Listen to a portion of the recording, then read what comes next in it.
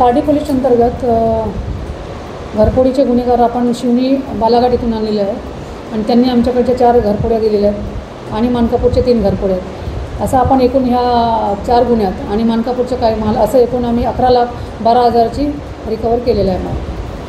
पकडलेले आरोपी जे आहे त्यांचे रिकॉर्ड आहे का? हे कामगिरीच्या मागे मोहाधिकारी पदाधिकारी यांनी कामगिरी मोहानी आहे एकूण मुद्देमाल किती आहे का? यातला मुख्य आरोपी संदीप टेंबरे आहे. तो राहणारा शिवनीचा आहे, मुक्काम बाराघाट शिवनी MP चा. त्याच्या पूर्वीच्या चोरीचे रेकॉर्ड दिसते आमच्याकडे 2-3 चोऱ्या झाल्यात आणि जे DBचे अधिकारी आहे PSI अरविंद कोल्हारी साहेब आणि त्यांच्या टीमने हे काम केलेलं आहे. हा आरोपी पूर्वी नागेश्वर नगरला पारडीच्या 4 वर्ष अगोदर राहत होता.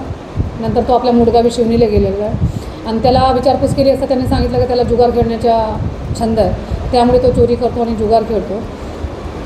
आणि इतर आरोपी परत एक आरोपी अटक आहे सोबत. आणखी जे इतर आरोपी आहेत त्यातला 2 आरोपी फरार आहेत आणि त्याचे पण आम्हाला शोध घेणं सुरू आहे.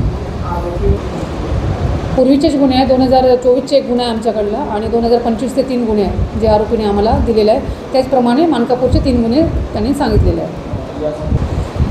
या एकूण कारवाईत 11,12,000चा पूर्ण मुद्देमाल आम्ही जप्त केलेला आहे.